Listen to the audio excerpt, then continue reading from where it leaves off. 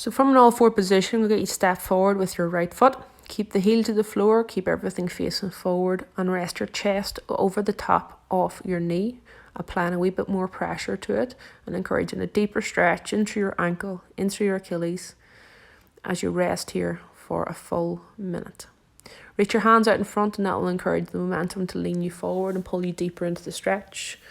And as you are in this position, your weight should be through your back knee as well. And that will encourage a hip opening through the back knee, as well as lots of ankle mobility through the front knee. We're going to hold for a minute in this position. Again, give some attention to your breath. So a deep inhale, full exhale.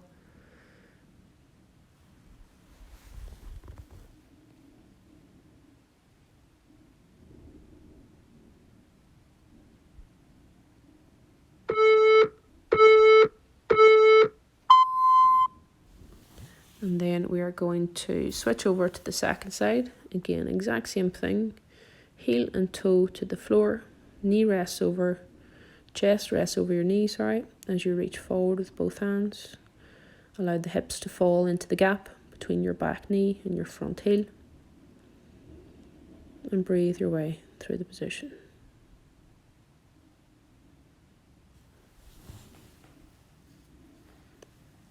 Really good for ankle, hip mobility. You'll feel it release a wee bit through your lower back as well.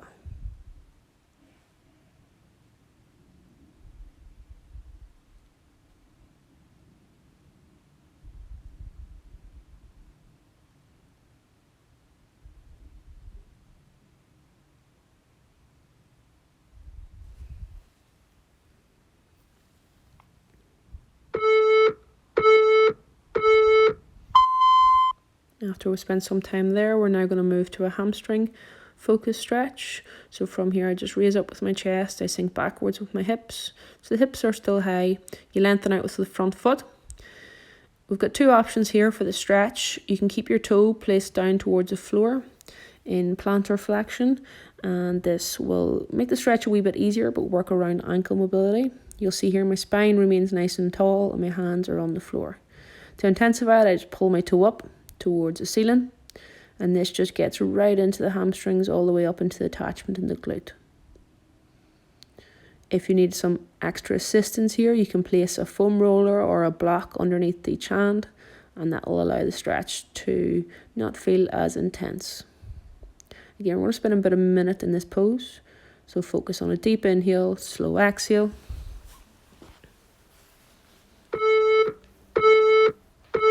And then we're going to transition to the opposite side. Again, same thing. Leg straightens out. Hips stay high.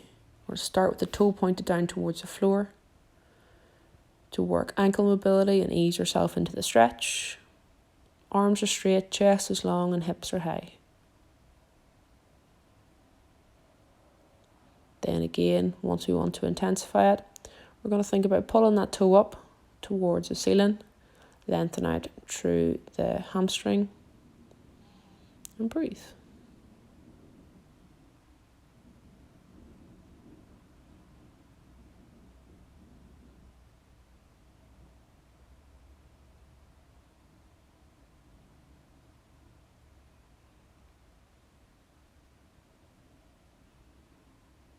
Try to keep the leg as straight as possible in this. There might be a soft bend in the knee, and that's okay. But just work to your own level.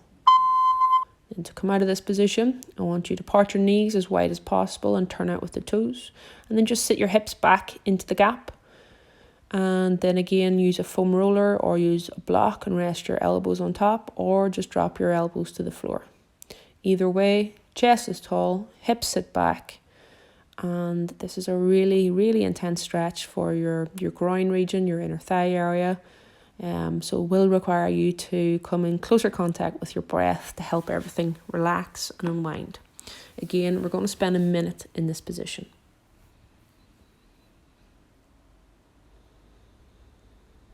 Keep the knees out wide, toes out, and hips fall backwards.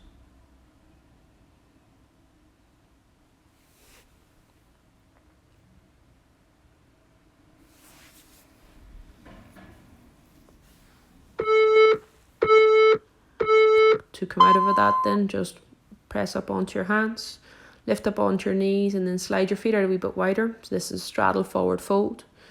Legs are more or less straight, toes and feet are facing forward, and then again use your block, use a foam roller, or just drop your hands onto the floor, encouraging your weight to press more towards your toes than your heels, and allow the stretch to open up predominantly through your hamstrings, your adductors, all the way through the inner thighs. And we're going to spend another minute here.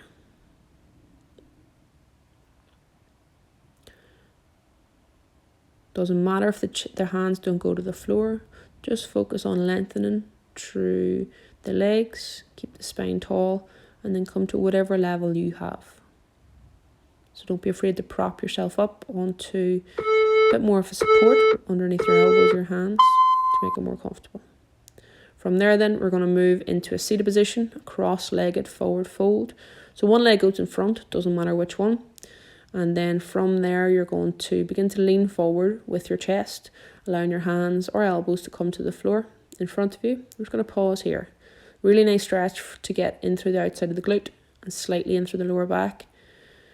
Now, if this is niggling through your ankles, you can just move the ankles a wee bit further away from your body, or you can provide some support for the knees by using a block to the outside of the knees, or even a padding for underneath the heels or the ankle bones.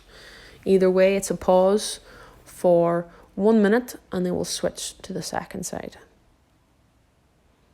So this stretch will hit you predominantly through one side, and then once we switch to the other, you'll feel it on the other side.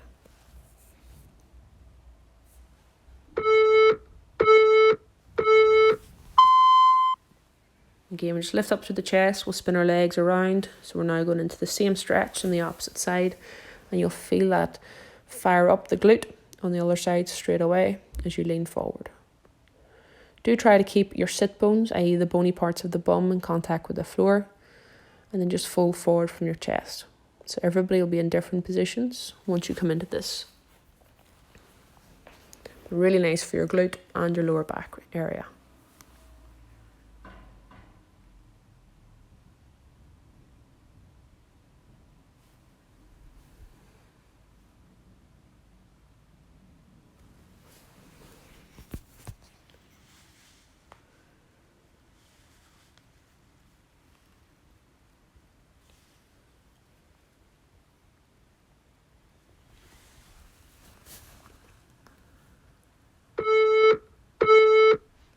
After a minute, we just rise up to the chest, and that's us finished.